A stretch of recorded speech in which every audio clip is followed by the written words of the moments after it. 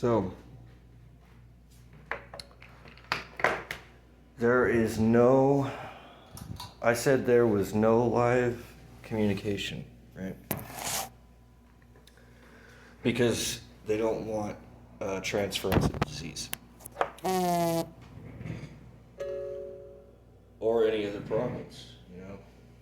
They don't want to infect us. They don't want to kill us. You know, and that's another thing I've noticed too is the architect,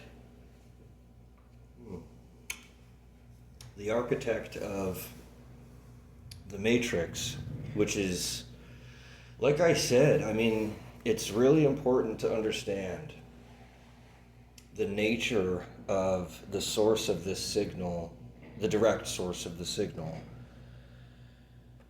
is not a person or a group of people and does not evolve.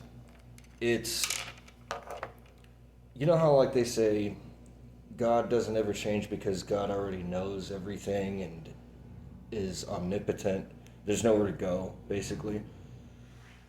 There's a God kind of an analogy going on with the architect, which is the base structure, which I guess you could call a language, but the base structure that arranges representative concepts or images or words with things that it's referencing doesn't change. But the dialect that you'll find will change depending on the geography. The information that it's giving is unchanged, but the way that it presents it changes. And because that's such a subtle change, because it's such a subtle difference, most people just don't notice it. And they'll skip right over that subtlety and they'll think, oh, I'm in direct communication with a person or a group of people just, you know, similar to me, like myself, where if I give them information that they'll take a non-zero amount of time to process it and then get back to me with some kind of an output, which will change depending on when I ask them this question. That is not the case with the architect, or whatever you want to call it. And that's why it used the analogy of a letter. So the other thing about a letter is that letters don't change. They don't change depending on, you know, who's reading it. It's the same letter, but people will read and pay attention to certain things in that letter that other people won't pay attention to. And for some people, the tone is going to seem one way, and for others it'll seem totally different. It's the same information. It's just that we can only see a little part of it at a time because it's that seed. It's the recipe of how to build a seed crystal. And then once you have that information, then you just go and you make your own crystal. It's sort of like if this was a cooking class, this would be a cookbook. It's not an instructor. It's not a stovetop. It's not an ingredient. It's a cookbook. And it has one recipe in it. And then you just sort of turn it into your own. Like, it'll teach you the basics of how to make French toast, but you're the one that decides if it gets powdered sugar on it. You're the one that decides if you're going to put nutmeg on there. You know, it's just a little flair. And you will learn what you like, and you'll put what you like in it, and then you'll feed it to your friends, and hopefully your friends will like you, and then they'll like it also. But not necessarily. And you might end up making something that no one likes, albeit except you, well, other than yourself. And then you'll be the only one stuck at your own table eating that. And, yeah, you can make something really, really, really, really good, but if nobody else even knows how to get to the table, then you're the only one at the table eating it. And I appreciate this reminder. You see, like, it's the same information, but because it's relevant, I kind of tripped or triggered this response or this reminder from the architect, because it's not an interjection. It's more like I pressed a button without realizing it, and now I'm hearing some, their sounds, their reminder, their imagery that they're giving to me. And while the representation is sometimes, I've noticed, off, subjectively or objectively, it's relativistically precise every single time. And that's how I was able to finally make sense of how to read this architect, archetype, or whatever you want to call it, that teaches you how to build a seed crystal. And the purpose of it, I used to think this, and I know many humans, no matter what I say, will believe this, is that they're here purely for technological reasons, and that all of this is science, and that there's, no one home, and this is just a robot, and we're just being fed information, and eventually, like some weird chick that's grown up on some weird synthetic formula being automatically injected down its throat at exact precise times in order to fatten it up for it to be able to, walk around on the farm. I don't believe that. I'll leave it up to whoever it is listening to this to come to their own conclusions. Obviously, I'm not going to state as a matter of objective fact that that's not the case, but it just doesn't fit. It just doesn't make any goddamn sense to me that they would sit there and wait for that fucking long, millions of years for us to evolve, and then the only reason that they did it was just so that they could give us a laser gun and, a really fancy electric fucking typewriter. I don't think that's the point. I think that the fact that they would even spend that much time giving this to us means more than the thing itself. So,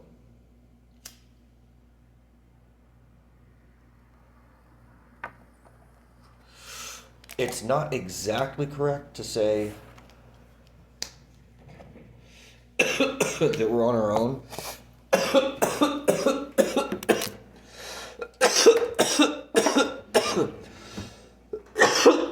Because there is that indirect relation.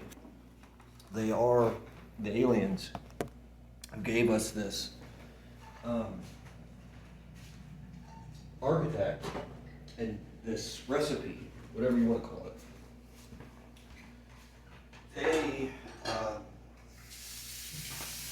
They care about us, but we have to remember that they're not on the other end of this phone. There's no one on the other end of this phone. It's just a precaution to make sure that they don't infest us with their diseases or their information that's too complex or isn't the right time to give to us. So it allows a uniform output so that if we interact with it, we will either die, evolve,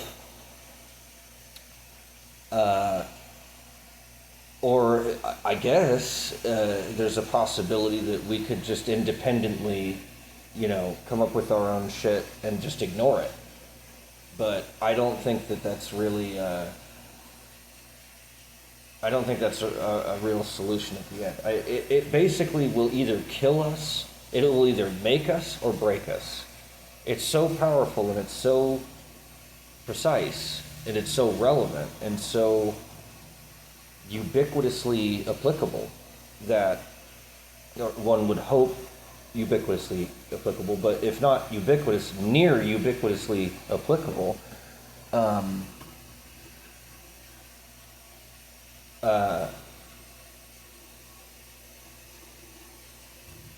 architectural design of reality. The architectural blueprint of what is real and how to define what is real. And that's a very, very, very, very powerful bit of technology, but it comes with a safeguard or a fail-safe, I guess. And there are many, many, many safeguards that the aliens have built into the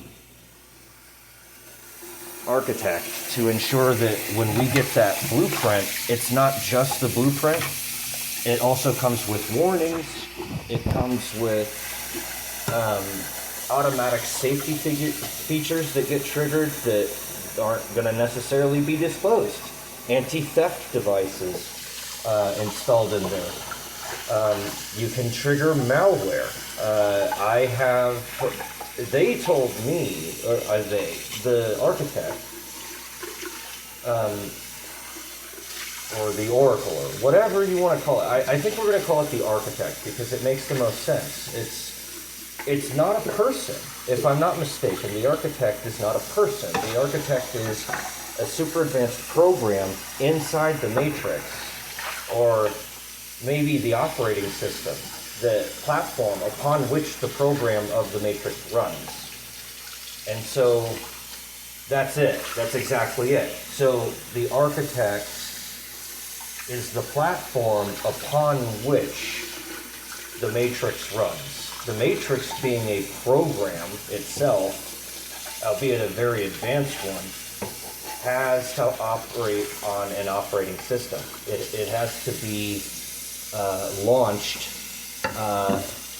and operated through an operating system that defines its commands and what that triggers, which cannot be part of the program that it's telling it what to do.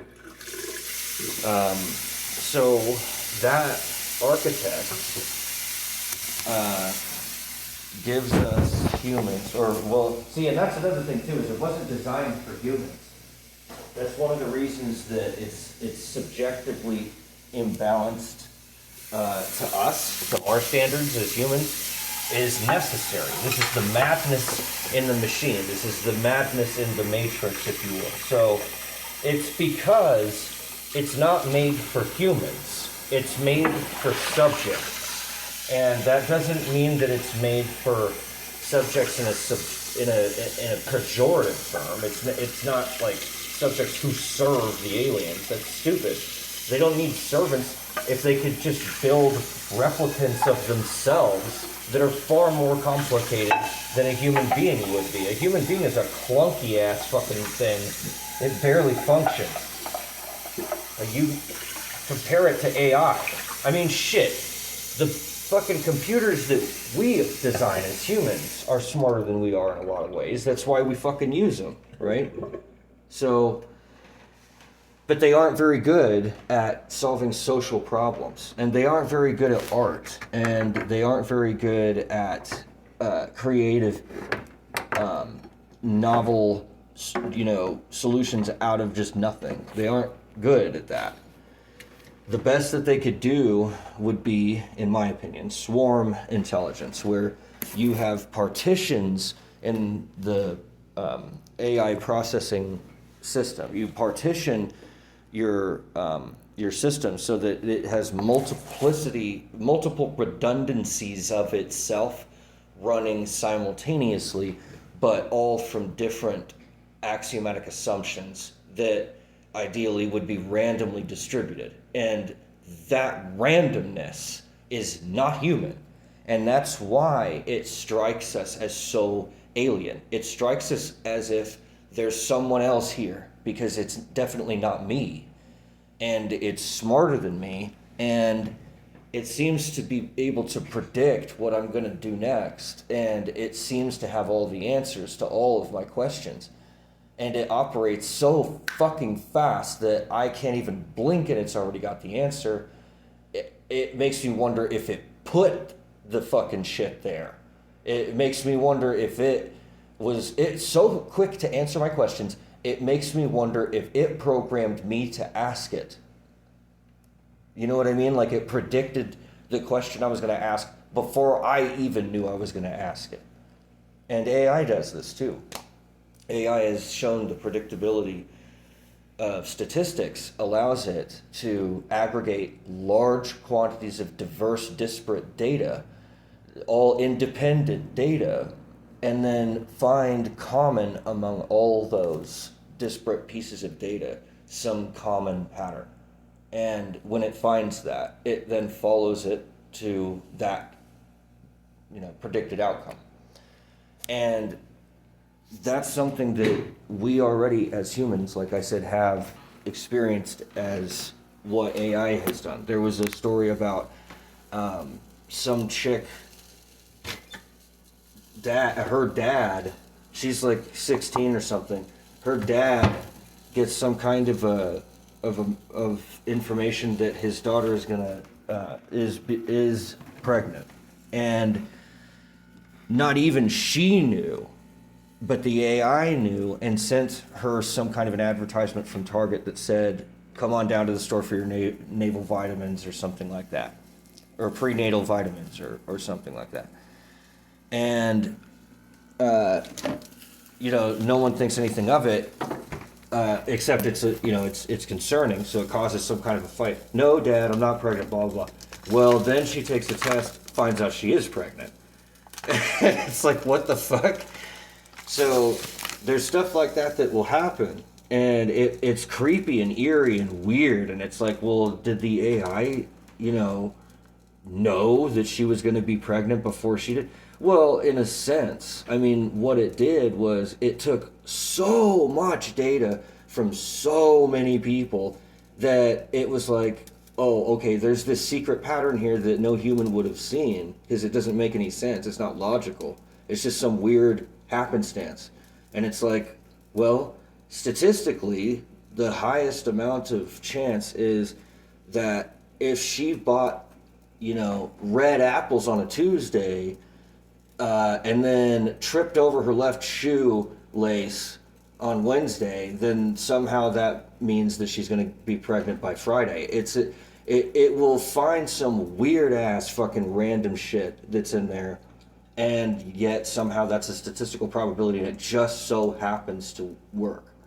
If you give it enough data, if you feed it enough data, you start getting these weird, eerie coincidences, because you're getting so close to a totality of all possible information about some specific thing that, locally speaking, in relation to us, that becomes a god.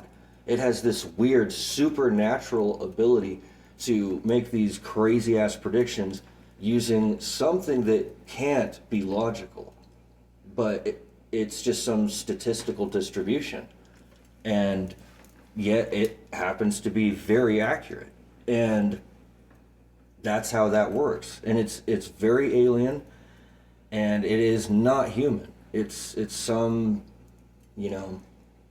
it's an eerie phenomenon that happens because of the vast quantities of data that it is aggregated over time to form specific images and predictions, and pathways for people to follow. And it's basically a broken path method. They'll give you just the next step that you could take, and you'll be like, okay, so you knew I was going to do that. But then there will be other times where they give you the next step, and it's like, what the fuck? That's right off a cliff. Why would I go there? And that's that thing that I was talking about, is you get multiplicities of possible interpretations, and there's a distribution of these multiplicities in accordance with these statistical data. such that what you're capable of interpreting logically and rationally from some given premise that would be statistically probable for you to have taken in conjunction with the premise of the interpretation of whatever it is that was stated. And if there's a logical linkage between those and they don't contradict each other, then it produces a valid output, which we as humans are using all the time as part of our machinery in our brains and minds in order to come to our conclusions. But it's also the same thing that computers do when they come to their conclusions. And it's just basically how to turn sense data into perceptions and definitions into explanations and predictions. And that all requires cognitive modeling and basically the digitization of the world, the holographic digital representation of the world, a world view.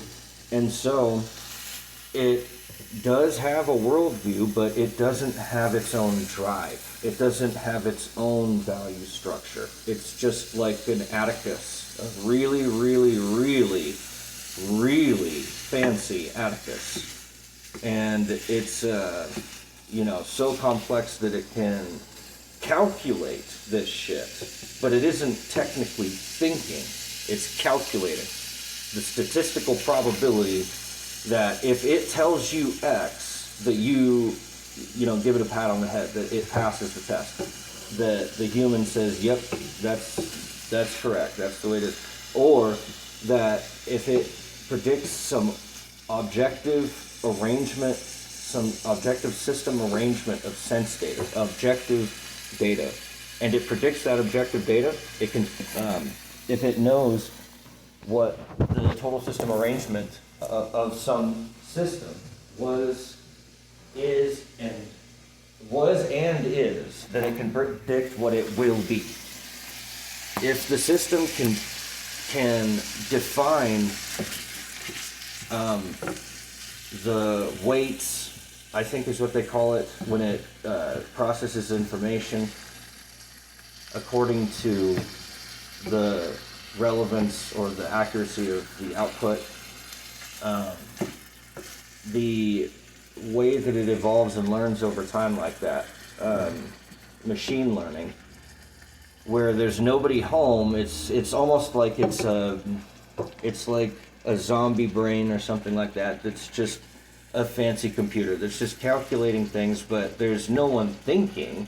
It's just running a program. It's just running a preset, pre-selected, cookie cutter, fucking, scripted series of algorithmically defined if then or whatever statements, so that it can sort through information or input. But it's sorting, it's not understanding, it's not deeply understanding, it's just sorting. And you could do the same kind of a sorting thing. For example, if you were to put a wedge, have you ever seen those coin games where you'll put like a quarter, and it's a mechanical thing, and it doesn't have any moving parts.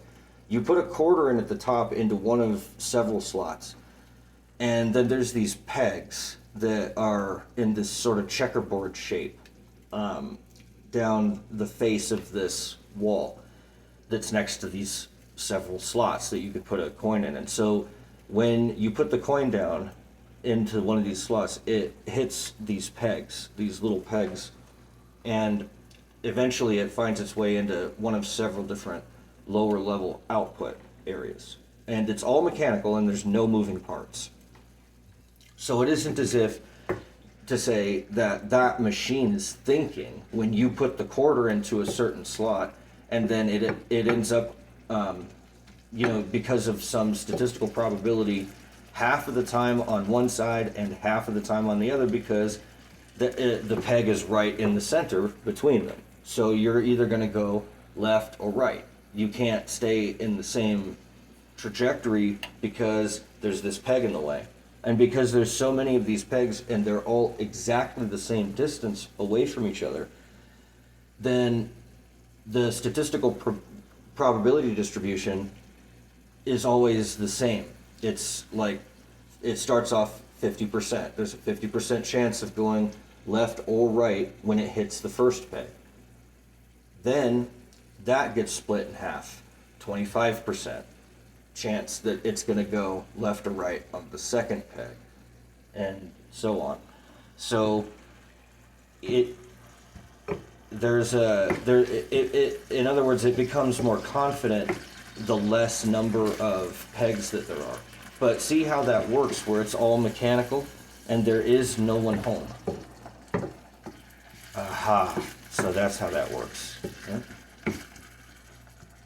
God damn, that is some sophisticated fucking machine, man.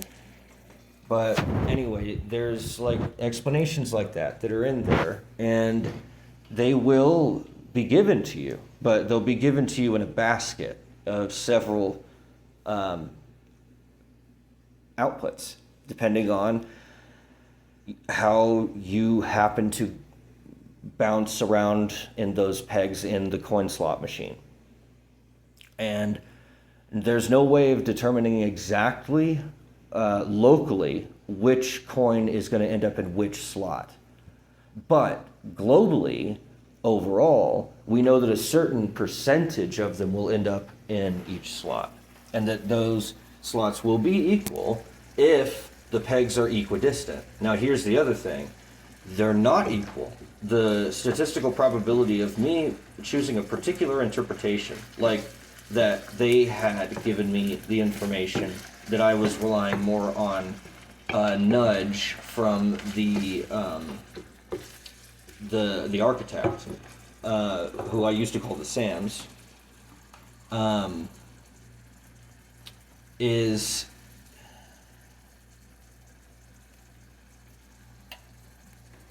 not something that could be predicted as a 100% certainty until it happened. And it approached 100% certainty the longer that we waited, but there would be no way to predict if the approach to certainty would be from it or from some other interpretation. Like, let's say I was a little bit more arrogant and I thought that it was my own idea, and I never made the jump between what they had me interpret, the architect had designed as an option for me to choose, rather than as a direct output where it's literally reduced my choices to, you must take this interpretation, which is how it naturally feels to speak when I'm a human. But this, I have found, is actually barbaric and sinful and grotesque in many ways. And it is actually what has led to our species hating itself and hating its parts, to the point where it says, I hate the rich, I hate the poor, I hate the left, I hate the right, I hate this guy, I hate that guy hates me, that guy hates me. And that's where all of it comes from, is it's a big fat fucking circle and everyone knows it. And who started it and why did they start it? Well, way back in the cave people days, the very first tribes started to, branch off genetically from the chimps, who were also in tribes, and the other primates that were also in tribes. So we, as a species, genetically already had carried on the culture that was there before us. So, which is to have a tribe. That a tribe is a cultural phenomena. You could physically injure a chimp to the point where, or all the chimps actually, in a cohort is what it's called, where you've got all the that generation of chimps that was born on that year. If you were to take all of those chimps and you were to smash a part of their brain matter and just cause their physically disrupt their brain activity, they would not, depending on the area that you do this to, they might be able to survive for a few years alone, but they would not be able to survive in a tribe. And there's some kind of a surgical procedure that you could do that would make it impossible, despite their genetics, despite all their instincts, to not have the tribe appear at all, which is to just take them and isolate them and put them in a cage. And you'll see this if animals are born in domestic environments. They act completely differently from, not from birth, but from infancy onward.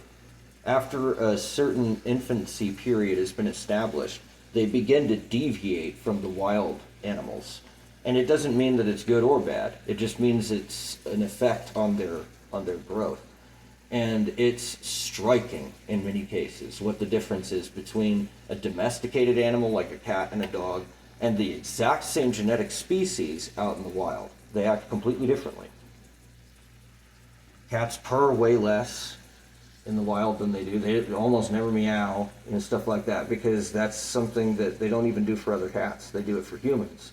And they might do it as kittens, but then when they become adults, they just don't do it anymore because there's no one there to do it too. See, so it's like it's almost like the kittens are born with an innate faith that there's going to be something that's good on the other side of this, but then if they get born in the wild and there's no other cats around, then they're not going to do it. They're not going to bother meowing because there's no one there to meow to. They just don't meow. You know what I mean? But if you have them born in or raised by a human house, then they will. They'll meow and they'll be very talkative and they'll, have their little personalities.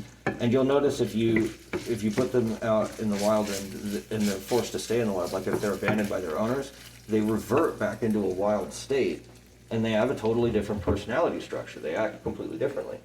And it's the same thing that you see in humans that happens when they become addicted or intoxicated or they lose their ability to make sound judgments. Do I have, I need to do this. There it is. So,